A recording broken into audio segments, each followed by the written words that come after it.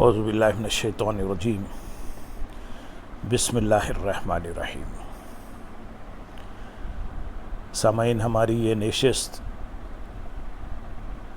جشن میلاد النبی صلی اللہ علیہ وسلم کے ضمن میں ہے، جو پچھلی 26-27 نشستوں سے اس کا تسلسل چلا آ رہا ہے۔ آج بھی ہم اس سلسلے میں چند قرآنی احکام اور آیتیں بیان کریں گے۔ جمعۃ المبارک کے سلسلے میں کیے جانے والے تمام تر انتظامات وہ ہیں جو میلاد کے حوالے سے بھی کیے جاتے ہیں، مثلاً غسل کرنا، خوشبو لگانا، ایک جگہ جمع ہونا، کاروبار ترک کرنا اور مسجد میں حاضری دینا۔ ان کے علاوہ بھی بعض امور کا تذکرہ کتب احادیث میں موجود ہے۔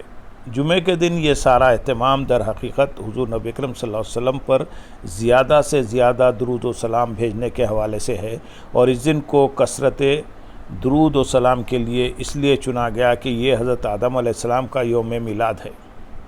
جیسا کہ پچھلی نشستوں میں بیان کیا گیا ہے کہ حضور نبی اکرم صلی اللہ علیہ وسلم کا ارشاد گرامی ہے، پس اس روز کثرت سے مجھ پر درود بھیجا کرو۔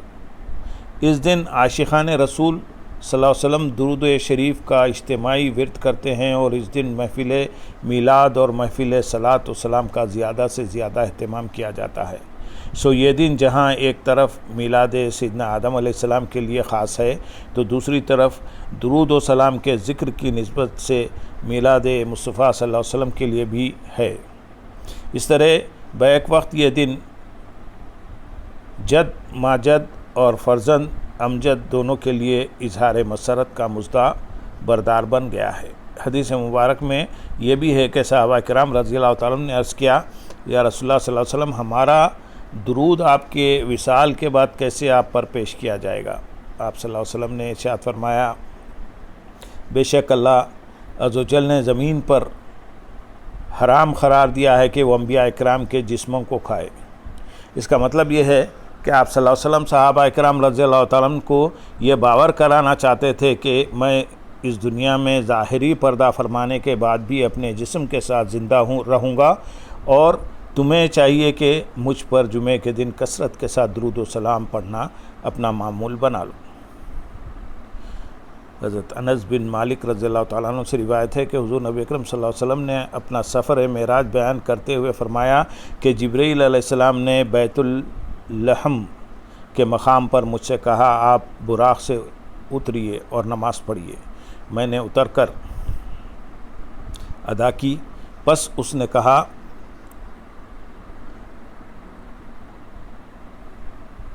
کیا آپ جانتے ہیں کہ آپ نے کہاں نماز ادا کی ہے؟ آپ نے بیت الحم میں نماز ادا کی ہے، جہاں عیسیٰ علیہ السلام کی پیدائش ہوئی تھی۔ اس حدیث مبارکہ سے معلوم ہوا کہ جس طرح جمعے کو فضیلت اور تکریم حضرت آدم علیہ السلام کی تخلیق کی وجہ سے ملی، جو کہ تعظیم زمانی ہے، اسی طرح بیت الحم کو مولود عیسیٰ علیہ السلام ہونے کی وجہ سے تعظیم مکانی کا شرف حاصل ہوا۔ اسی وجہ سے حضور نبی اکرم صلی اللہ علیہ وسلم کو وہاں نماز ادا کرنے کی گزارش کی گئی۔ اس حدیث شریف سے نبی کی جائے ولادت کی اہمیت اور تعظیم ثابت ہوتی ہے۔ اسی لیے عاشقان رسول مولود النبی صلی اللہ علیہ وسلم، وہ مکان جہاں حضور صلی اللہ علیہ وسلم کی ولادت باسعادت ہوئی، کی تعظیم اور زیارت کرتے ہیں۔ اہل مکہ کا ایک عرصے تک معمول رہا ہے کہ وہ اس مکان سے جشن میلاد النبی صلی اللہ علیہ وسلم کا جلوس نکالا کرتے تھے۔ مزید برآں اگر نبی کی ولادت کسی مکان کو متبرک اور یادگار بنا دیتی ہے، اور یہ براہ راست حدیث نبی صلی اللہ علیہ وسلم سے ثابت ہے، تو وہ دن اور لمحہ جب حضور صلی اللہ علیہ وسلم کی ولادت ہوئی واجب التعظیم، یادگار اور یوم عید کیوں نہ ہوگا؟ جشن میلاد کی شرعی حیثیت کے حوالے سے ان دلائل کے ساتھ ساتھ یہ سوال پیدا ہوتا ہے کہ کیا حضور نبی اکرم صلی اللہ علیہ وسلم نے خود اپنے یوم ولادت کی بابت بالتخصیص کوئی ہدایت یا تلقین فرمائی ہے؟ اس کا جواب اس بات میں ہے حضور نبی اکرم صلی اللہ علیہ وسلم نے خود صحابہ کرام رضی اللہ تعالیٰ عنہ کو اپنے یوم میلاد پر اللہ تعالیٰ کا شکر بجا لانے کی تلقین فرمائی اور ترغیب دی۔ آپ صلی اللہ علیہ وسلم اپنے میلاد کے دن روزہ رکھ کر اللہ تعالیٰ کی بارگاہ میں اظہار تشکر و اطمینان فرماتے۔ آپ صلی اللہ علیہ وسلم کا یہ عمل مبارک ان روایت سے ثابت ہے۔ امام مسلم اپنی صحیح میں روایت کرتے ہیں کہ حضرت ابو قتادہ انصاری رضی اللہ تعالیٰ عنہ سے مروی ہے کہ حضور نبی اکرم صلی اللہ علیہ وسلم سے پیر کے دن روزہ رکھنے کے بارے میں سوال کیا گیا تو آپ صلی اللہ علیہ وسلم نے فرمایا، اسی روز میری ولادت ہوئی اور اسی روز میری بعثت ہوئی اور اسی روز میرے اوپر قرآن نازل کیا گیا۔ پیر کے دن پہلی خصوصیت یہ ہے کہ یہ آپ صلی اللہ علیہ وسلم کی ولادت مبارکہ کا دن ہے۔ بنا بر یہ دن شرعی طور پر خصوصی اہمیت و فضیلت اور معنویت کا حامل ہے۔ حضور صلی اللہ علیہ وسلم خود روزہ رکھ کر اس دن اظہار تشکر فرماتے ہیں۔ آپ صلی اللہ علیہ وسلم کا یہ عمل امت کے لیے اظہار مسرت کی سنت کا درجہ رکھتا ہے۔ آج بھی حرمین شریفین میں بالخصوص اور دنیا بھر میں بالعموم اہل محبت کو تصوف پیر کے دن روزہ رکھنے کی سنت پر باقاعدگی سے عمل کرتے ہیں۔ اسلام میں ولادت کے دن کو خاص اہمیت حاصل ہے۔ جو لوگ کہتے ہیں کہ اسلام میں یوم ولادت کا کوئی تصور نہیں، انہیں علم شریعت سے صحیح آگاہی نہیں۔ حضور صلی اللہ علیہ وسلم کا یہ فرمان کہ یہ میری ولادت کا دن ہے، اسلام میں یوم ولادت کے تصور کی نشاندہی کرتا ہے۔ قرآن حکیم انبیاء علیہ السلام کے ایام میلاد بیان کرتا ہے۔ اس کی تفصیل پچھلے نشستوں میں بیان ہو چکی ہے، جس سے واضح ہوتا ہے کہ اللہ تعالیٰ کے نزدیک اپنے پیغمبر کے یوم ولادت کی کیا قدر و منزلت ہے۔ اگر اس تناظر میں دیکھا جائے تو یوم میلاد مصطفیٰ صلی اللہ علیہ وسلم کا مقام و مرتبہ سب سے عرفہ و اعلیٰ ہے۔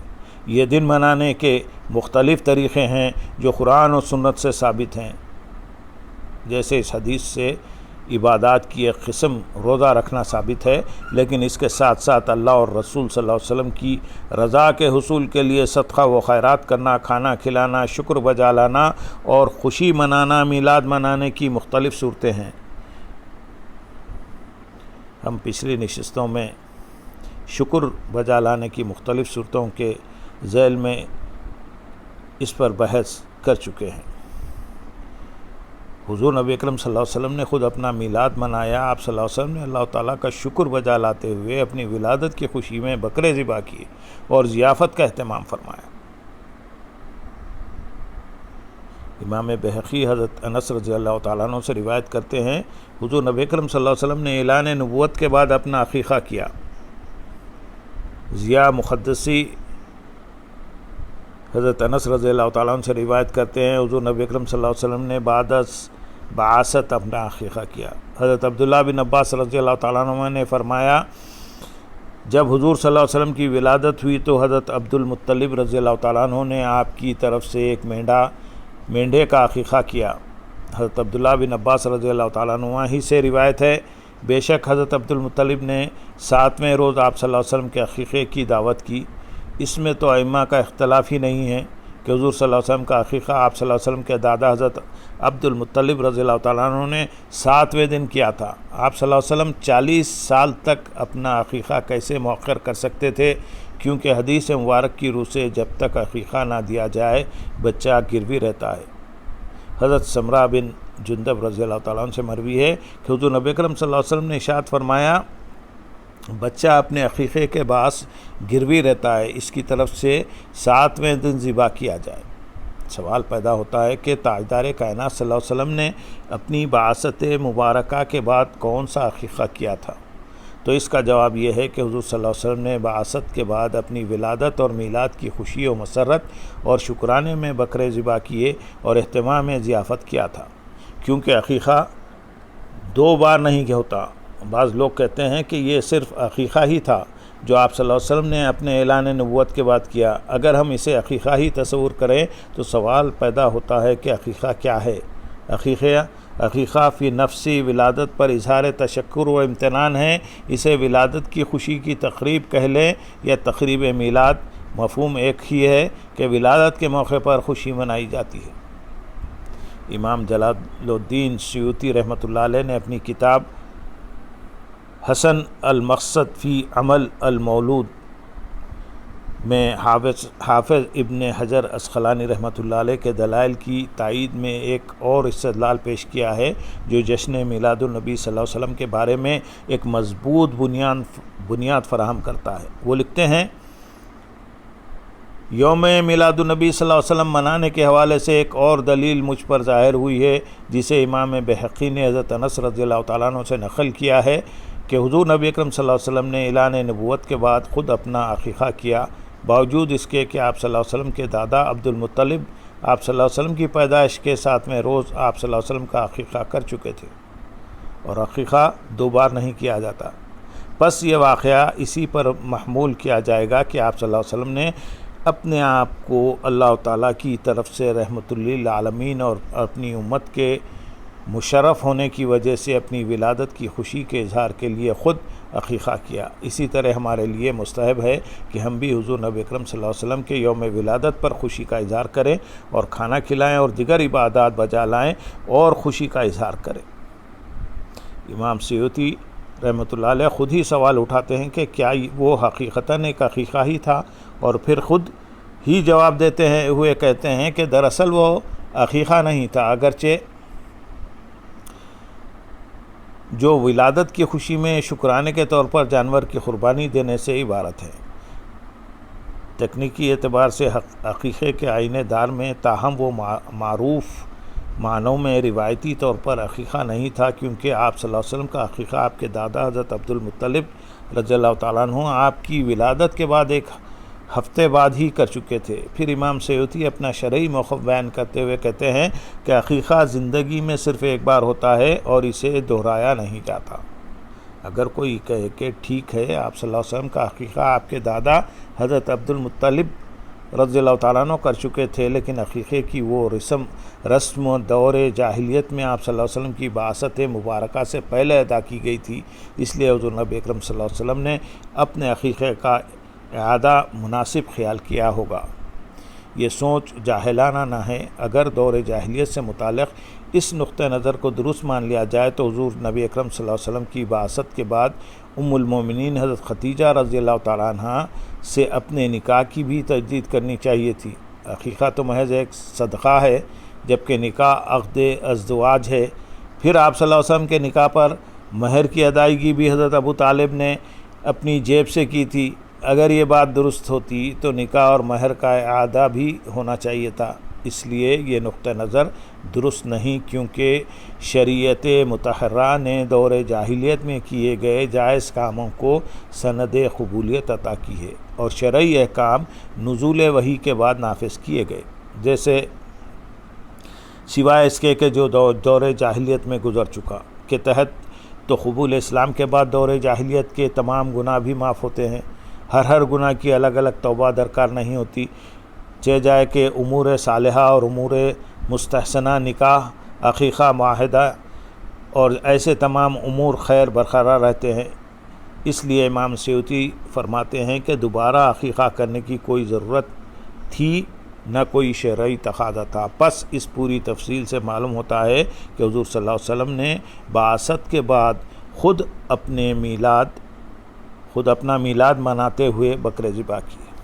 اللہم صلی علی سیدنا محمد وعلی آلہ سیدنا محمد وبارک وسلم۔